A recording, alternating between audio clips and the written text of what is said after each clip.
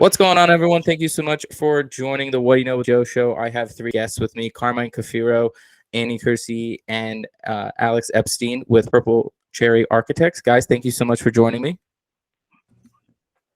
Thanks for having us. Appreciate it. Of course. So, Alex and Annie, you both are interior designers, and Carmine, you've been on before, and you are an architect. Do I have that correct, everyone? Yes. We are the lead interior designers at Purple Cherry. I was gonna say I need the official title. I don't want to just dumb it down potentially to just interior designers. So describe your role a little bit, Alex and Annie, of what you do at PCA, what kind of goes into the line of work of being lead interior designers, and just informing people about that a little bit more. Okay, Annie, do you want to jump in? Sure. So our role is essentially to manage our clients' projects and take them all the way from their concept, inspiration, and design all the way through to the installation and completion of their project so that they are move-in ready. And that looks a little bit different for every one of our clients, whether we're working on a renovation project or a new construction project. We might be doing, a small portion of the house or the entire house.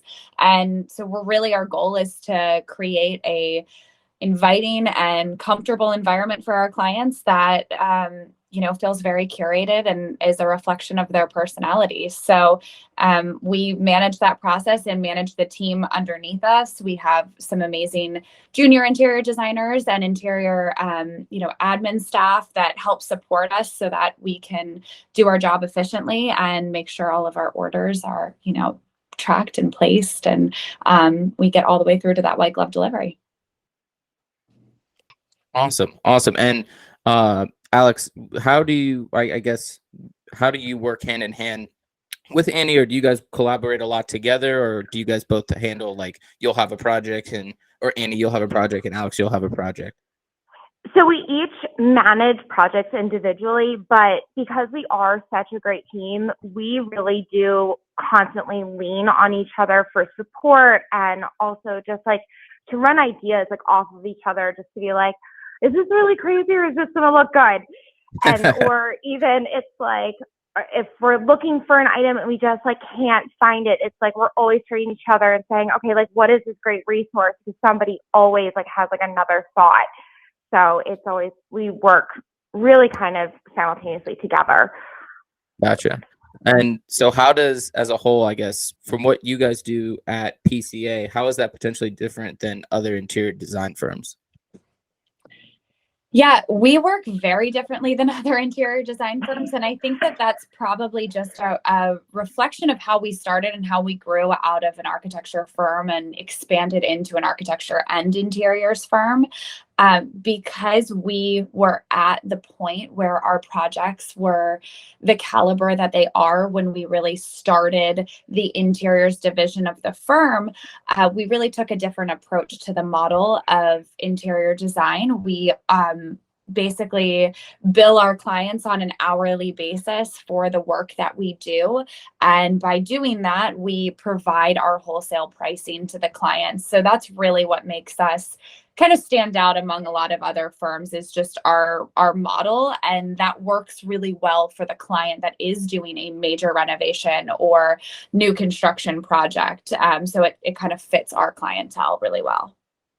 Yeah, and Kathy believes in full transparency with all of our clients, and that's really where that stemmed from, in not doing markups on any of our products and giving our discount to all of our clients. Okay. Yeah.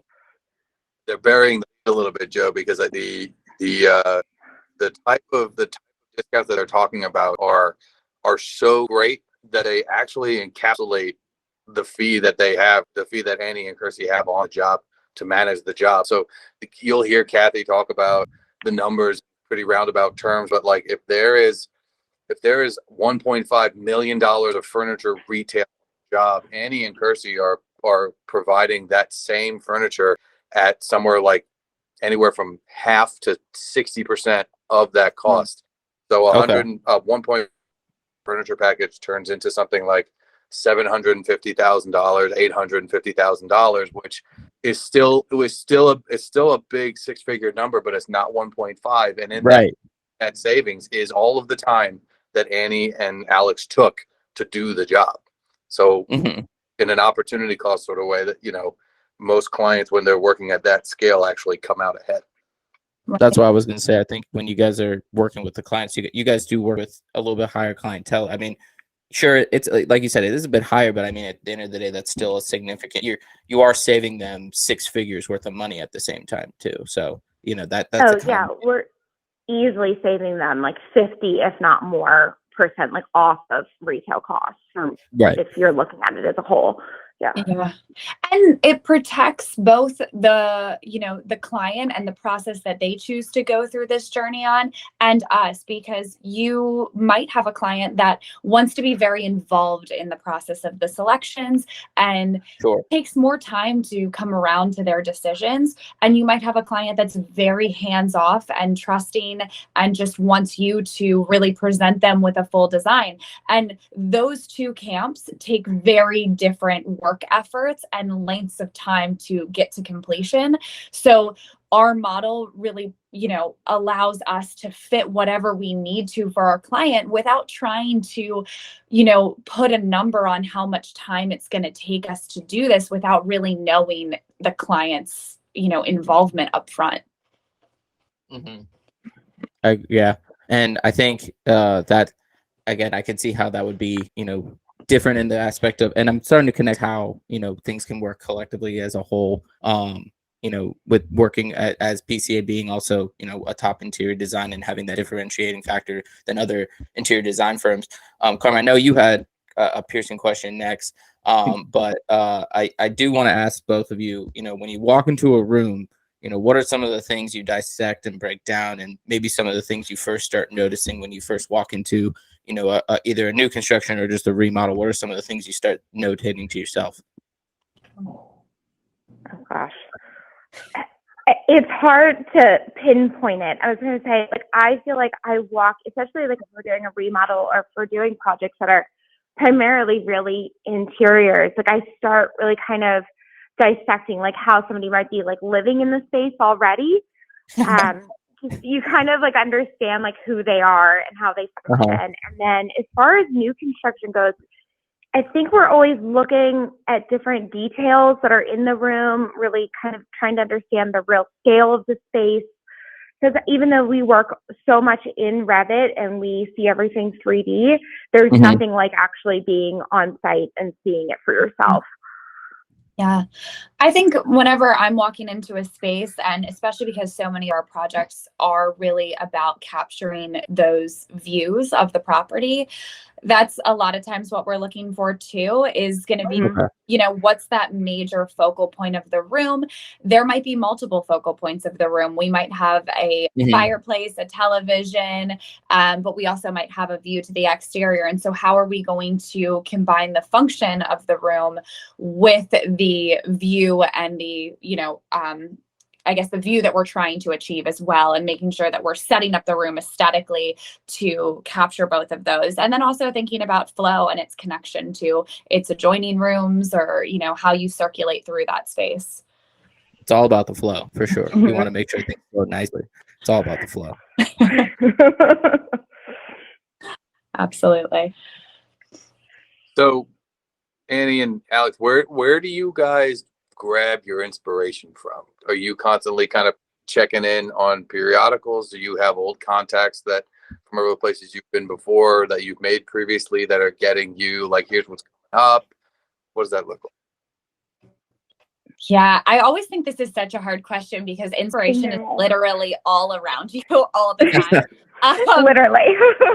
But it's also what's so amazing about it. So I would say that, Alex and I would both tell you that we sit in bed at night and we scroll Pinterest and Instagram and we save things and we follow new designers and we follow new, places and venues and things that we see and capture our attention, or we save them in folders as design ideas for the future.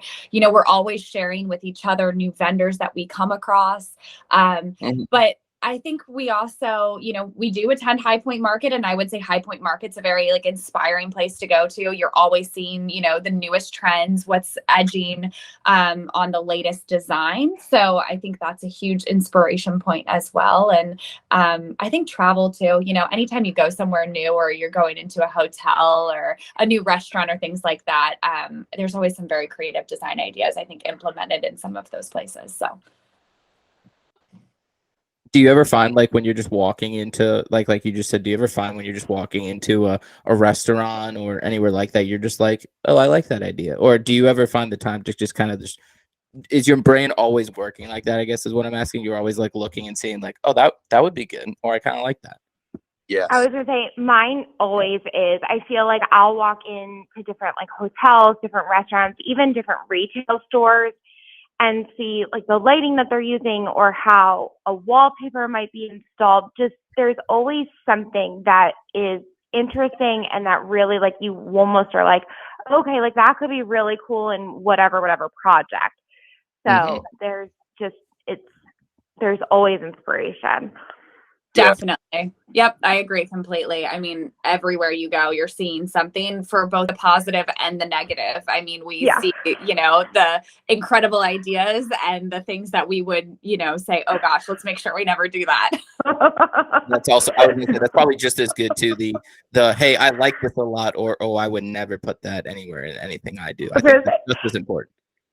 Yeah, Annie and I have definitely gone to dinner and we're like, oh, maybe not that. Yeah, we can't go anywhere without breaking down the restaurant's bathroom tile choices and having a conversation about it over cocktails. So it influences our conversations. And you hear just the energy coming out of Annie and Alex. I'll say it's like the coolest part about working up our girls and everybody else is like we all can't turn it off. Like and Stacey hates it, right? Because I'm the same way. Like I'll be walking around. We were on the mall in Charlottesville. And we were taking a kid to go get pizza, and I'm walking by an old building. I'm like, I like the way that brickwork is happening. She's like, we gotta go. We got. Right. Significant others are like, all right, we get it. Oh, God. When we were at the Holiday Inn at the wedding this weekend, I'm sitting there in the elevator lobby. I'm like, I really like that little crown molding right there. So I haven't seen it. Like, and they were like, I'm in the lobby of a hotel in Plainview, Long Island. Right. And yeah, like, what am I doing here? Mom and Dad are like. Right, you're like, most people are like, I didn't even notice they had nice crown molding, and that's again, I think like you said, that's one of the things that also probably makes PCA a little bit different, and similar to what you guys are saying, you guys always notice, you guys are always seeing, designs you like, and or what you wouldn't do. Do you ever find sometimes you want to put in your personal bias or taste when working with a customer or working with a client, or do you? Or do you have to hold back sometimes, or really does it kind of depend on? I think Alex, you might have mentioned this. Does it really all kind of depend on what the customer wants? Do you guys get to get creative, or do you have to maybe play by their rules, so to speak? It really depends on the project. Like I've been very fortunate. I'd say Annie as well. Like we have a handful of clients that really kind of like let us take the project and run, and those are like our biggest opportunities where we can really get creative and really put like our spin on the project. A lot of times the clients, they are looking for a specific style that we really do well, which is a lot of like blue and white and coastal traditional. But we are both like always kind of, I would say, pushing like the limit a little bit to do something like a slightly different in each project so no two are the same. Okay. Mm-hmm. Definitely. And I think that while we both have our own personal styles, it's rare that a client fits either of our personal aesthetics. That's not what we typically design to. I'd say we probably both have had a client that falls in our personal kind of style. I would just tell you it makes it easy for us to pull selections for those projects, but it doesn't make any of the other ones less exciting or less fun to work on, because honestly, it's just the change between every single client being such a variety that makes it very exciting. Each project's so unique. And if anything, if I ever feel like I'm, questioning a choice that I'm making, or if I'm looking at something and saying, is this a little too much? Like, am I too attached to this because I really like this? That's when I turn to Alex, and I'll just, I get that second opinion, that pull back. Hey, look at this. What would you go with off your gut instinct based on everything that you're seeing? So that's when we can use each other for sure. Yeah. Okay. And I actually, because Carmen, I want to get your input on this next. So I'm going to do a little switcheroo on some of our questions here. Or I guess I'll ask this first and then ask my next question. So how does the overlap or collaboration work with architects such as Carmine? Like, where do you guys collaborate a lot, or do you guys maybe like, where is the collaboration there, within, architects and lead interior designers such as yourself? Yeah. It's constant. I would say that we try to get involved with the architect as early as we can. And so by having that in-house, it just makes the process so much easier, because they choose to involve us, immediately. And we might be able to influence some decisions in the plan in regards to furniture layouts, and placement of furniture. We might influence some decisions on window treatments and kind of how we can make some of those details really integrate nicely with our trim details, throughout the house, so that we're not having these moments where we're adding things and they feel like an afterthought. And that's really the benefit of having the two worlds collided together, is that we're getting ahead of things and nothing has to be that afterthought. So it's really that seamless integration. But on top of that, it's no different. Like, as we're going through the lighting and the plumbing fixture selections and so forth, we're both bouncing ideas, off from the architecture side and the interior side, and trying to find, unique opportunities in the millwork and the interior paneling. So those elements are really, they get passed back and forth between architecture and interior design multiple times, I think, before we really reach a final, beautiful conclusion on what we move forward with. And we work a lot together. So I said, as Annie was mentioning, a lot of those interior architecture features, which is really nice. And also, before really even projects go to bid, we try to get involved in meeting with the client to understand their taste. And that ultimately also helps our clients with pricing. So that way, then they have a better understanding of really what they're going into as well. And I'm very curious to hear how you with being an architect, where do you start thinking about those things with interior designers, or when you're drawing up plans, how can the interior design team work on that? Yeah, I mean, our end of the process is geared towards getting interiors involved as soon as we possibly can. So from an architectural point of view, we will be hand sketching plans and hand sketching elevations for the front end of all of our work. And once all of the high level design concepts are confirmed with the client, then we'll take it into our 3D software, into Revit. And that's where we start to make the house come alive. It stops becoming lines on paper. It starts becoming walls and windows and doors and layouts and all that sort of stuff. And it, right from the very beginning, we work from a very design oriented point of view and from a very technical oriented point of view with Alex and Annie. I'm working with Alex and Annie directly on multiple projects at multiple stages, but from the jump, we'll throw furniture layouts together inside of the model, and we will send those over to the interiors team. Is my head screwed on straight here? Do I have to right? Am I going to be able to flow? Is the room too tight? And we are talking about pushing and pulling rooms 6, 4, 7, 12 inches at a time to be able to make that sort of stuff work. And so it's not just sort of, things to put in after the fact. It's all of this is integrated and curated to the point that when it is done, it's exactly what you thought it's going to be. And we do that for furniture. We do that for lighting design. We do it for interior space making. Annie and I are working on what is going to amount to a incredibly cool spiral stair that connects 2 apartments in a high rise in Charlottesville. And we spent an hour together talking with the stair fabricator about what Annie had heard from the client, what I'm thinking from a technical point of view and an assembly point of view, and then talking with the fabricator directly about like, okay, well, here's how all this comes together when I actually put this thing together. And while I might have been the one who called the meeting and was trying to drive the conversation, Andy will tell you every 15, probably more than 15 minutes at a time, every 5 minutes at a time, I'm like, Andy, is this what they were thinking? Is this crazy? What do you think about this? And we do that as often as we can.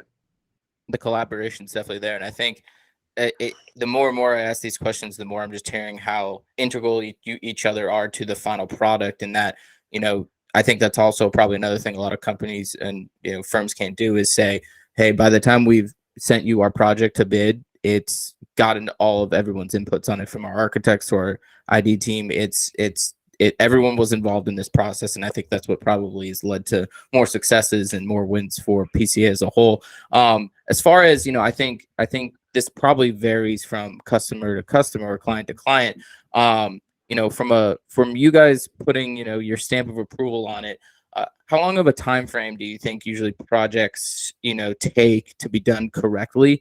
I know from what it sounds like, the collaboration piece can take some time too, because you want to make sure it comes out right. But from once maybe you've gotten past that, how long do you guys usually put a time frame on, or what do you try to get in the customer's time frame, or try to get their heads around? Oh gosh, let's just say we have projects that range, I would say, that I've been working on even since starting for 2 years now, to some that I know aren't going to be finished for another 4 years from now, just because of the scale of them. So it's just really, that's kind of a tough one. It can take it can be varying, is what you're saying basically. Yeah. It just depends on what the customer really wants and what they're looking for.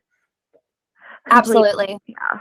It depends on their involvement too, and how much input they want over the process, and involvement in those selections. Like we said before, if they really hand everything over, we might get to a point where we're ordering pretty quickly, but at the same time the scope might expand. We might add artwork and accessories later down the road, or bedding. We can really take it away. Yeah, I was like, we're ordering sheets, bedding, pillows, even like stemware for them sometimes. Like, it really just depends. So I've had clients that have literally sent me plates saying, like, is this okay for the house? Would this work? So yeah. Wow. And Carm, I want to make sure I think I mentioned this overall. I want to get a well balanced of input here too. As far as everyone having, I think we've talked about this as well. You guys have a little bit higher clientele. The prices at the house Purple Cherry are building. While they're a little bit higher end, they come out beautifully. Do you find that a lot of clients have used an interior designer before, or do you find that maybe this is the first time they may be using, a lot of them have used an interior designer when they're putting these types of homes? Does that also vary on the buyer? And then Carmine, similar like to you, and I know you had a question next to that. Do you find that a lot of the clients have worked with architects in the past, or a lot of the times it's, hey, this is our first try, we're kind of going with what you guys are recommending? I think a lot of the clients that I've worked with have worked with other interior designers in the past. At some point have maybe designed another home. That's certainly not all of them. We've had plenty where we've been there first, and this is their first, custom home design or custom interiors design. But I do think that when you're at the caliber of homes that we're working on, there are a lot of clients that, this might be, second or third or fourth home that they're designing, and we're along for that journey. So I think they learn a lot about us, since we do work very differently from other designers. But yeah, I really don't think it makes a huge difference to us in our process if they have or haven't. And do you, for that, because Carmine, and I'm sorry if I'm interrupting your question, do you, what is, I guess from a quick rundown perspective, what are some of the things you lay out for a new customer, a new client? What are some of the things you tell them, right off the bat, that here's what we can provide for you, here's what we can do, with our expertise? Yeah, we give them a scope breakdown, and we sort of provide them with options, if you will, of how involved in the process we can be, and sort of if they want to do everything from what we say is the interior architecture aspect, the things that are affixed like lighting, plumbing, millwork, and then if they want to carry into interior furnishings and accessories, and how far through that we go. You know, are we accessorizing and infilling every single bookcase throughout the house? Are we buying all of their bedding, their dinnerware, their stemware, or are we just stopping at the big upholstery pieces and area rugs and items like that? So we sort of provide them with a scope list so that they can wrap their head around everything that we could help them with throughout the process and get a better idea of what they want help with. And from there, we're able to give them a proposal for sort of, you know, our expected fees and what that process looks like for them. Yeah. And I would say we really kind of pride ourselves also on our flexibility, because I think there's also a lot of design firms out there that are like, it's either all or nothing. And we are always trying to work with what's best for the client and what's best in their interest. Yeah, and I think that's perfect, because I can dovetail off of that for just a quick hit on how architecture kind of works around that thinking too, Joe.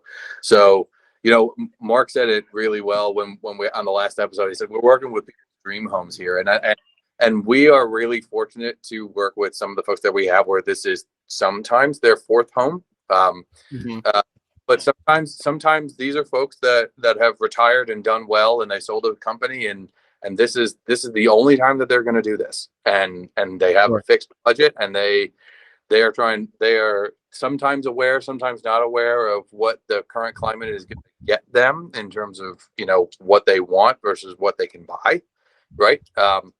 But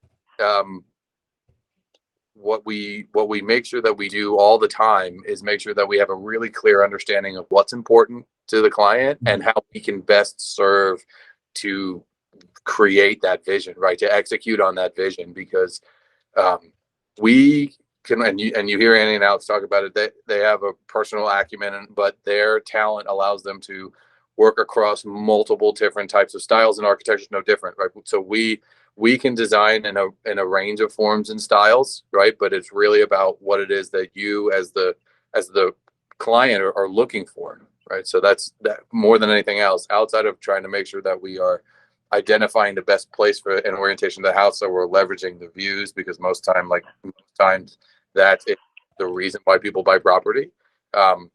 You know, that we're leveraging those sorts of things. We are trying to do so in a way that executes a vision that they at various points in time are able to kind of communicate. Right. And I think that all ties into what Alex, I think you said, you just hear a lot of flexibility in how PCA works with clients, and, you know, whether you are you know, building your nice little fourth home, or, you know, this is the dream home that you want to get into, it's all the same in that you put the same amount of flexibility, or you work with them just as hard as you would with any client across the board. And I'm realizing a lot of the questions I have here kind of are redundant in themselves, so I'm going to skip over some of these here, but I would love to hear, you know, what is the balance between, you know, customer input and then maybe wanting to show them, you know, maybe what you might have is what you might be best, or what's kind of in right now. You know, I'm sure that, and this kind of leads into my next question of, you know, some crazy stories, or crazy requests, but, you know, what are, I guess, how do you find the balance of, okay, this is what the customer or client is asking me, but I know that may not look the way they think it's going to come out. How do you find that balance? I would say I feel like I push clients far more into like trying to, not making them uncomfortable, like that's not the goal, but I try to at least, like, I love spaces that feel like a little like overtly designed, and I always want it to be like show stopping, and that's just, it's in my soul that I want that, and I want to pass that on to all of my clients. So I usually try to like give them like what I would consider like the safer option that I know they'll love, but then like another option that might like push the boundaries, and there might be like, oh, I don't really know about it. I'm like, no, just trust me. Like, this is going to be amazing. So it's like, I have a hard time balancing. Yeah, I think it's a combination. You want the client's input because the house is personal to them. It's a reflection of Right. their style, their taste, and somewhere that they are, need to be comfortable at the end of the day. But at the same time, they're hiring you as the professional for a reason. And we're certainly not there to just give them what they would choose on their own. Our goal is to really design something spectacular, unique, something that, people walk in and it really stops them in their tracks and is kind of that wow moment for them. And that's balanced with something that's, comfortable and maintainable for the client. But it requires pushing them outside of their comfort zone and what they might have chosen for themselves in order to get there. So it's walking that line. And, Right. at times you may, give up on something that they feel very strongly about, or they've had before, or a piece that has sentimental importance to them. But in other ways, we definitely will be a hard driver when we feel like something does not work. We're going to let the client know that, because we don't want them to make a mistake or to do something that's ultimately going to affect the overall quality of the design. I'm sure that line sometimes is narrower more than, as wide as you want it to be. Sometimes I'm sure it's a pretty tight line to walk on. And I'm curious to hear all three responses to this next question. And just based off of this, we'll start with Annie. What are some of the craziest requests or ideas, that you've gotten from a customer? Whether that be just like, okay, that's different, or maybe just like, I don't know how we're going to do that, but they're just really pressing us on it. It's funny, in the world of residential work, I can't say I've had too many outlandish requests. Sure. We've had people put in some unique sort of game rooms and elements like that to design. So I would say that's the more, I've worked on a sunken indoor basketball court in a basement that actually had glass perimeter windows that were up on what was the basement level, but then the basketball court was sunken even lower. So that was a very unique sort of design element to work through. And we ended up doing this really awesome, like, kind of bar top setup, like a countertop bar, so you could look over into the basketball court from that level. We've done golf simulator rooms. I know we've got like a bowling alley working now. So all of that getting kind of incorporated into a residence is a little bit unique. And it comes definitely with some fun finishes as well. Yeah, we even have like a shooting range, I think, in one of our projects currently. So, What? like. What did you say? That's crazy. A shooting? Wait, are we talking archery or like full-on guns? Like, I mean, both maybe. Just like we're talking a full-on. I'm pretty sure it's a gun range. Yeah, I'm pretty sure it's a gun range. Yeah, from like a noise perspective. Yeah, it's often its own building, but we'll let the architects handle the structural components. Exactly. Holy moly. And the codes that go with that. Yeah.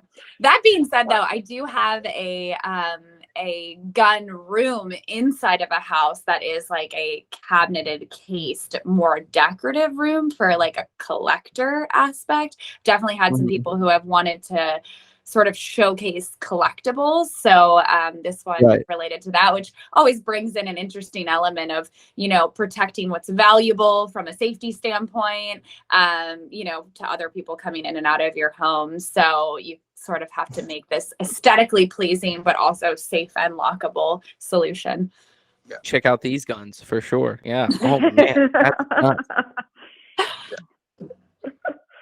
Carm, over to you. Or I was gonna say, Alex, do you have any crazy? Have you had any crazy requests? I mean, the gun range that's pretty crazy. But any like specific? That's pretty crazy. I was gonna say I have a couple clients that I guess it's more of like their art. I've been trying to find homes for it that they've bought on their trips that have been challenging nonetheless. But I've had some where they just want, I would say, like backlit slabs like all over the house and trying to integrate those, but doing it also tastefully. So, but I was going to say that would be kind of like the biggest one. I did have one client who wanted a waterfall like over 3 stories, and I was like, we are not a hotel company. We can't do it. So That is great. Oh, that is definitely out there. Three-story waterfall. That's gonna be in a magazine as soon as it comes out. That's nuts. I was like, yeah, I was like, that we just can't handle. That's a lot. It's like natural mother, like they make natural three-story waterfalls. Like that's crazy. Yeah. Carm, what about you? You got any crazy requests? I might have asked you this with Mark, but I'm sure you've got some crazy ones. Yeah, as I was thinking through them, they're oddly kind of starting to pile up. But the best one that we have, the best one that I have right now is that we were working through a client and they wanted an infinity edge pool, but they wanted it on the first floor of the house. We do that a lot, right? You can walk out your door, go to the pool, and that's totally fine. Except the first floor on this house is 30 feet out of the air, the side of a mountain. So we got the edge pool, and we have to hold it 30 feet up in the air. Like we spent the better part of 3 weeks just working on all of the foundations to stand that thing up. A lot of them get kind of big, like the crazy ones are kind of like the big ass. Like we had a client who said, I have 50 cars and I would like to display them in their own barn. He said, that's awesome. Let's figure that out. And we're getting into the start of it and said, oh, and by the way, I want to use a reclaim barn to do this. So he said, okay. So we did the math on it, and that barn has to be 160 feet long by 50 feet deep. So Oh my gosh. Thank God. And the best part of our boss is, Kathy will sit there and be like, I got a guy I can call. And so she did. And we had a conversation with a guy who does nothing but find reclaimed barns all over the country and strips them down or transports them and all that sort of stuff. And he said, we called back. He said, I got 3. I'm like, oh my God. So we were able to start having that conversation. We've got we got another one of the guys, another in a collector sort of fashion. He has his own sort of safe room. It's actually it's a lounge. It's a men's lounge, but it's behind a vault door. And he said, I would like to display my watches. And I said, oh, great. That's another thing that we do quite a bit. Like, in a master closet, that's something that we get asked to do. How many watches do you have? I have 153 watches. I'm like, okay. He only has 2 wrists. Yeah. And maybe he was on one. And I wanted to all at the same time. I go, all right, and we work, and we work through that. And by the way, in that same room, I also want to display my rifles, and I want to display, what was the other one? I want to display my rifles, and I have about 20 pieces, multi-bajillion-dollar art that I want to store there, but I don't want anybody to know that's there. So we developed a millwork installation that actually, like, the paneling opens and closes, and behind the paneling are the stalls for the art, so that it doesn't look like it's there, but I press a panel and it opens and it does.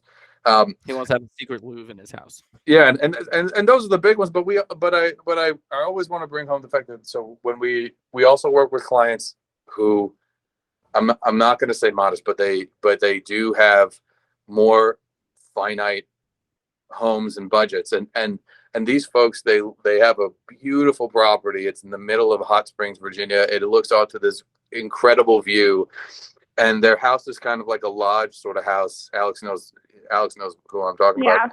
They wanted tree trunks as their porch columns. Like, okay, cool. So the contractor, the first thing that the contractor does when they get to the site every day is they walk through the forest on the property, trying to find the right 5 or 6 trees to be able to convert into columns. And that's just fun.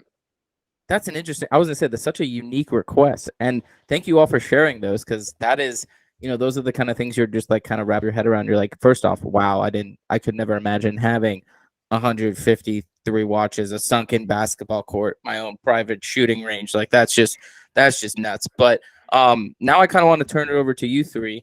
I'd love to hear maybe some things you guys are excited about with PCA, maybe some upcoming, whether it be news or, things that you guys are excited about. I would love to, hear what you all have lined up, especially that you could share with everyone.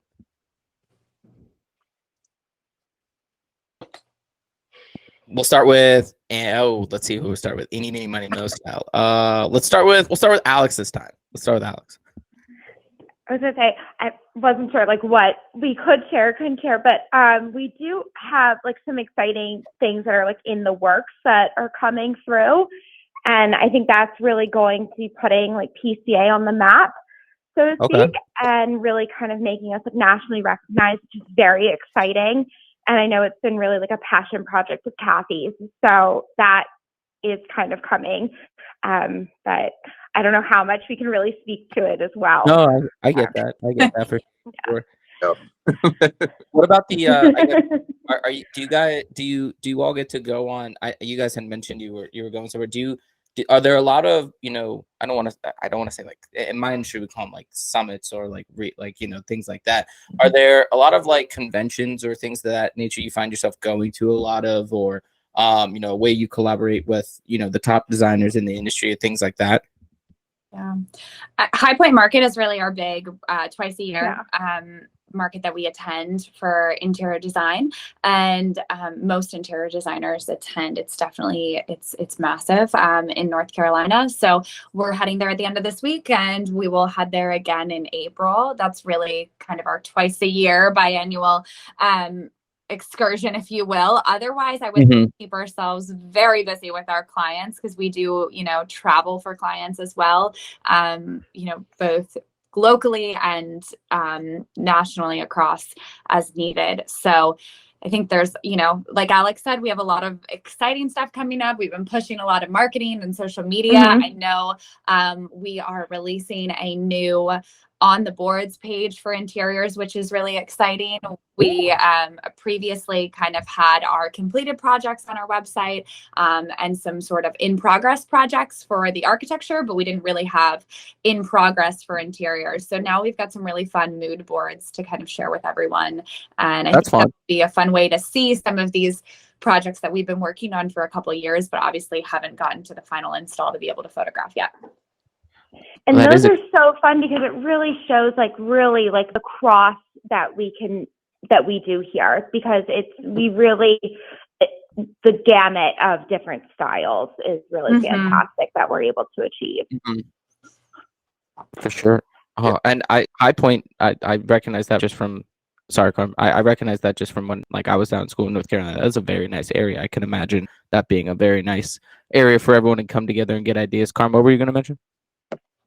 Oh no! All I was going to say was, I'll tell anybody that's willing to ask. I think the coolest part about Purple Cherry is that you see our website, you're hearing Annie and Alex and I talk about how it is what we do, and the energy that we have about it and the passion that we have for it, and we've been great. We are all incredibly grateful for the success and the work that we get to do.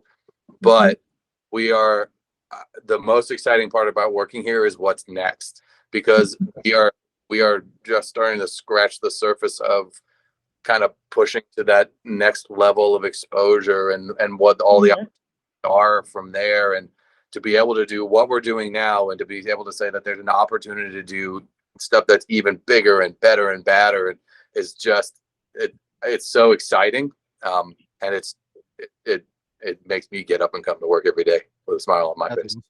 The coolest part about the on the board stuff for architecture, you didn't hear mom called me the first day. Alex and Andy, you got to know this. My mom called me the first day that thing was out, and she was like, I can't wait to call these girls and ask them questions. Oh, so sweet. I love that. Oh, that's great. That sounds pretty on par for mom. She loves all that design. Right up her alley for sure. So would not be surprised if Mama Kath gives you a ring anytime here soon. Last couple things, especially because I know we're getting crunched on time here, so I'm going to kind of crunch these two together. Away from the office, Alex and Annie, because Carmen, I know what you like to do away from the office. Alex and Annie, what are some things you find you enjoy doing in your free time besides, dissecting restaurants and hotels, what are some things in your free time you like doing and, to do outside of the office? And then, are there certain like topics, charities, interests, things like that, or issues that, you're really close to and you like, you try to build more awareness on or build around? And, just outside of the office, what are some things like that you love getting involved with? Go for it, Alex. I was gonna say I am involved in a handful that are really kind of just that push, really kind of like what's really close and dear to my heart is like for pro like Israel activists and anything that is really like helping like to spread like what Judaism is, and also like just that it's kind of hard to explain it, but I've really tried to like push education, and then also just that way it's like people aren't speaking out against anti-Semitism. So Sure. like that's really like something that I've really been in the last like handful of years have really gotten involved in. That's awesome. That's really cool. And one of the main shows, I'm not sure if Carmine told you, one of the main aspects of my show that I love doing is education, and just learning about new topics and learning about things that, I may not know myself, but would love to, gain more knowledge on. So I thank you so much for sharing that.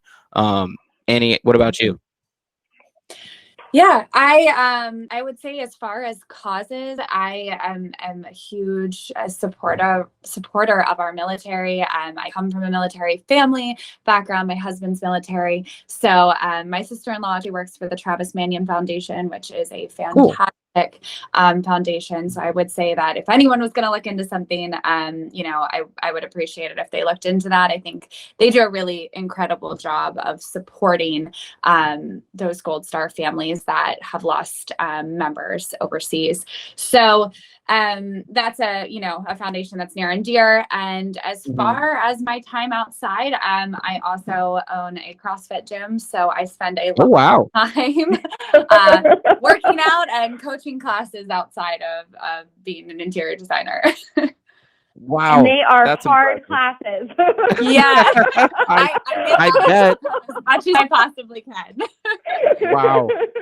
You do it all. CrossFit, interior design. Did you design your CrossFit look, gym? Were you involved with creating that, or was it just one of those that just kind of, it was here, but I have, as my business partner likes to say, I terraformed it. So he's like, you walked in and you really just started taking it over and making it yours.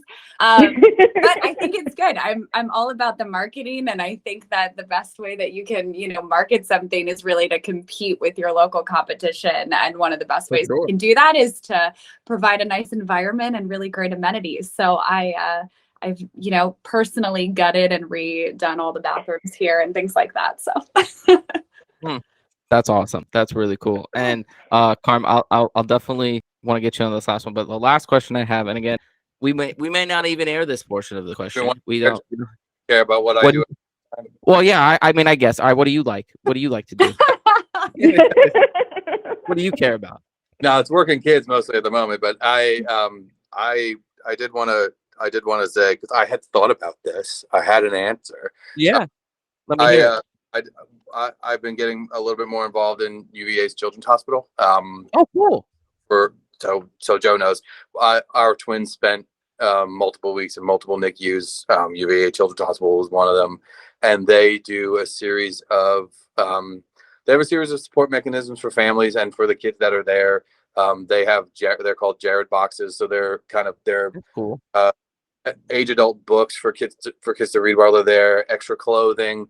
For both kids and for adults, because there are parents that stay there for multiple weeks at a time. Joe, we know a little that with mom and dad and aunt. So, so if anybody else is so inclined, go ahead and check out UVA's Children's Hospital's website and check out the donation section for anything that you can provide.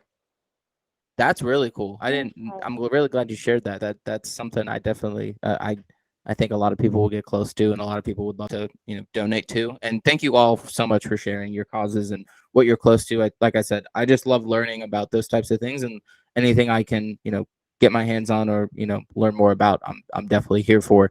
And thank you all so much for joining me. I can't thank you enough for, your time and I know it's very valuable. So I thank you very much for your time and everything you've shared. And I can't thank you enough. I'm saying all this now. I see Carmen saying I'm saying all this now just in case we do have to edit this last part out. So my last question to both and Carmen, I want to get your answer again, Alex and Annie. I like I said, I like asking this question to all my guests just because it's one of those thought-provoking questions you never thought you'd have to tackle. And Annie, being that you are a CrossFit owner and probably do CrossFit yourself, I'm very curious to hear your answer.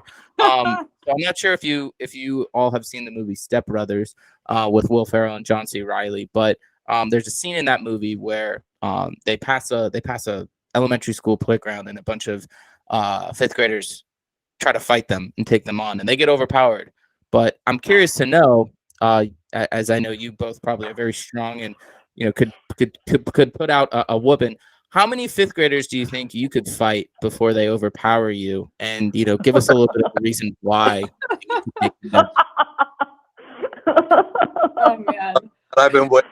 I can't wait for the answer. I'm gonna start with you, Alex, because I'm sure Annie's. I'm ballparking Annie's is probably around like 20.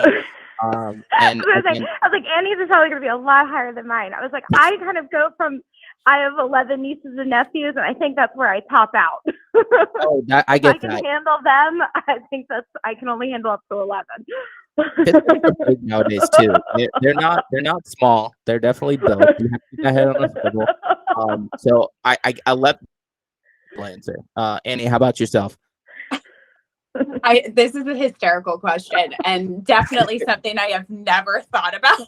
And now I'm in my head envisioning like all of these fifth graders running at me. They're all coming at you. They're upset. Yeah. I would like to think I'd be able to fend for myself pretty well for a while. I don't know. Maybe like 15. That's a confident answer. I mean, 15's like, I think people sometimes I ask people this question and they're like, "Oh, I'll take them all out." I'm like, I don't think you know how big fifth graders are and how yeah, they're pretty. Yeah. I mean, it's not like I'm not saying they're ginormous, but at the same time, like they have speed. You don't know, are they coming after lunch? Did they just get to recess? What's the situation? Like I think there is a lot that goes into it, and I think those are great. I really respect those answers because those are a lot. That's a lot. 11 and 15, that's a lot. But at the same time, too, there are a lot of fifth graders that you think about 3 or 4 classes worth. That's like 40 to 50 kids. That's a lot. Oh my God. What about you? Yeah. Oh. And I'm also like. Go ahead, Annie. Go ahead. I was gonna say I also have like 5 nephews, so I'm just thinking about, especially my brother's kids who are insanely athletic for that age. I'm like, well, I don't know if you set like the 5th grade, after school care football team after me. I don't know, that number might drop. Right, exactly. Oh my God, if you had like 2. Oh my God, yeah. There's variables. There's a lot of things that go into it. An athletic 5th grader is dangerous. That's someone you don't want to cross, especially if they're in a bad mood. Carm, what about you? I mean, you're a pretty solid man. I'm curious. I mean, but at the same time, I know where your weak spots are. If I hit you right on the leg, right, you're going down like a poop muffin. Appreciate that. Yeah. I'm trying to be realistic about this because I've definitely been trying to keep in shape, but nowhere near the CrossFit maniac that Annie is. So I'm gonna try and work off of their numbers. I'm gonna say 25. Whoa! Wow! Whoa! I'm trying because Joe, you're talking about classes. I'm trying to think through those same sort of terms, right? Like I don't know, what is that? That's a class and a half. Yeah, that's a class and a half a kid. And I mean, I personally knowing you, and I think, I mean, I could see you doing that. I'm also very curious, like. Again, these are all numbers when this episode airs, these are all numbers you're going to have to go around the office to each other and be like, well, Carmine said he could take down 25 and Annie said she could take down 15. So, I mean, you got that's water cooler talk for sure. I mean, anywhere between 10 to 25, I think I've learned is from learning this question is a very respectful answer. I've had some people answer ridiculously, put it too high. But I really appreciate those answers because those are not only respectable but also reasonable. I think those are reasonable answers, and those are a reasonable amount of fifth graders who are going to get it handed to them for sure. God forbid anybody else from Perry listen to this, because we have a staff retreat coming up in the middle of I January. was gonna say. And I can't even imagine what that's going to turn into after we're done with the day. Team building activity. Team building. All right, you've got a coming at you. What do you guys do? And you guys can design the school. Make sure it's very proportionate to how you could take it down. But before I know we're getting crunched on time. Before I let all you go, is there anything else you wanted to share? Anything else before I do let you go? Because I know we have a time crunch to meet.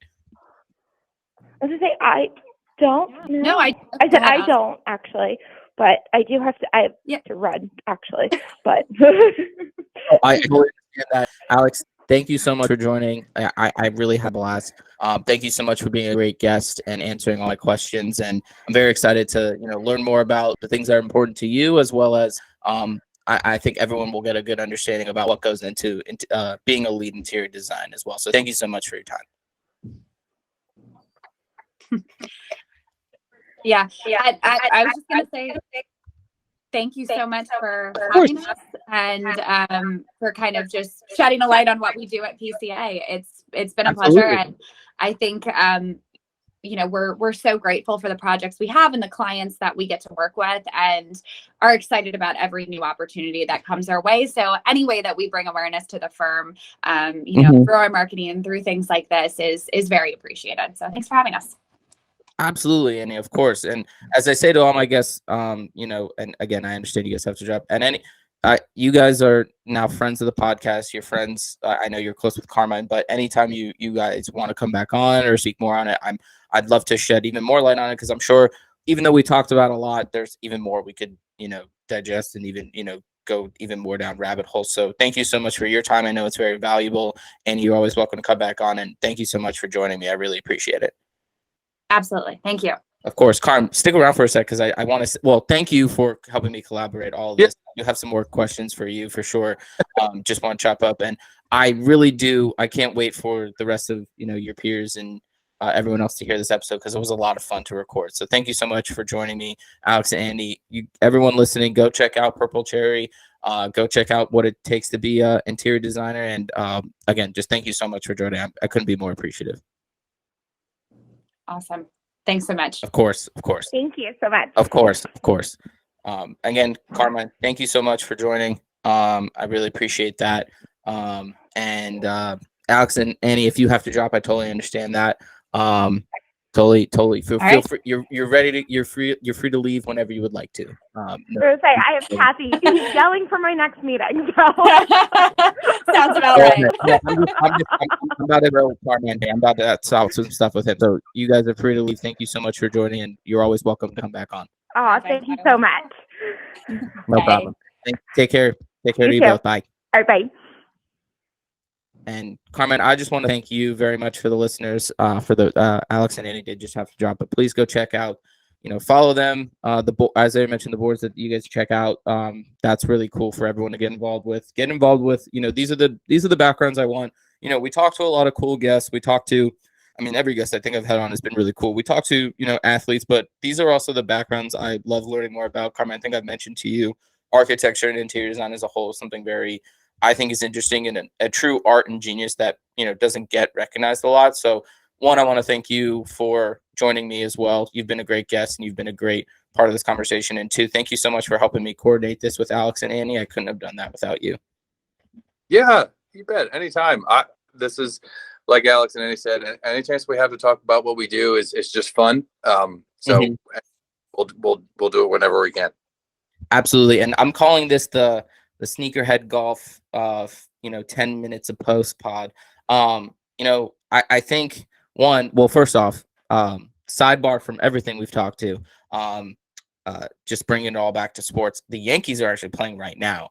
And I saw when we did this interview, it started at 4, and when the rain delay happened, I was like, oh, okay, it's getting rescheduled. And I saw they did it till 4:07. I was like, Of course. I was like, of course. But I'm just looking now What's the in score? the top of the third, they're up 4-0. So things are going well.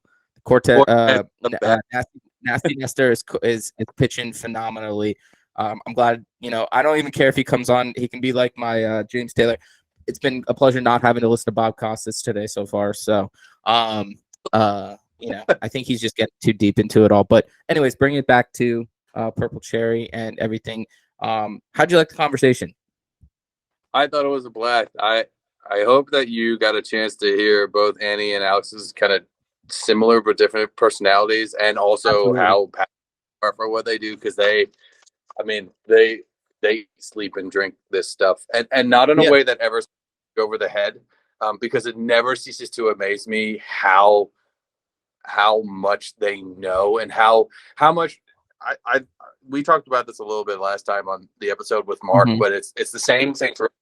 And there's a lot of people are really, it's very easy to be like, well, I lived in a home, right? I know about architecture. I know what it is to design a home. They're like, I've gone to Costco before. I picked out bedding. I know what it is. And doing it in a very like curated,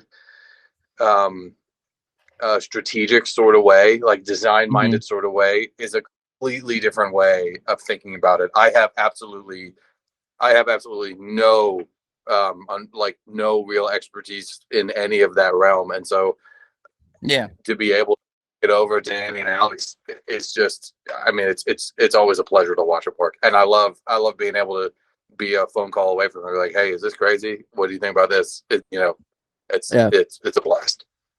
I think a lot of, even people, wherever they come in during the episode, you always heard that level of collaboration and cohesivity. Like you said, they're both, two individuals, to each that have their own personalities, but the collaboration, the way they work, they have similar mindsets for a lot of things, but also they bring in their own unique perspectives. But even the way they were handling the interview, you could see that the collaboration's there, and see how well, they work together. And then to what you were saying, and I think it was really cool to hear how, I personally would have, I think like most people would have been like, oh, the architect draws the plans and then they'll give it over to the interior designers and then they'll go from there. But hearing how integral you guys are into each other's role from just the beginning of the process, I think was very informative to me to learn, oh, wow, like, once the, either you guys win a bid or you find out you're bidding on an opportunity, you easily, are, you from step one, everyone's getting together and say, okay, we need to find a way to make this all work together to get the final product the way we want. I thought that was really cool. Yeah, and it works at its best, right? Our model is at its best when somebody comes to us and says right out of the gate, like, I want all you guys for all of it, right? Because then I'm going to bring it back to sports, right? It's like basketball then at that point, right? Like the ball is constantly moving around, and the more and more we all have a chance to work with each other, the more and more fluid all those passes become, and it's just score after score, right? And watching those two work together is so much fun, because in another sort of sports metaphor, it's like watching second baseman and shortstop turn in double plays, right? Like those guys. It's that backhand, that over the shoulder back, like it's an over the shoulder grab that then they kind of flip without even really looking over, and then all of a sudden it's coming base, because they are able to pass off all of this sort of stuff to each other, right? Pass off ideas, pass off the management of the office to each other in a way that's incredibly fluid.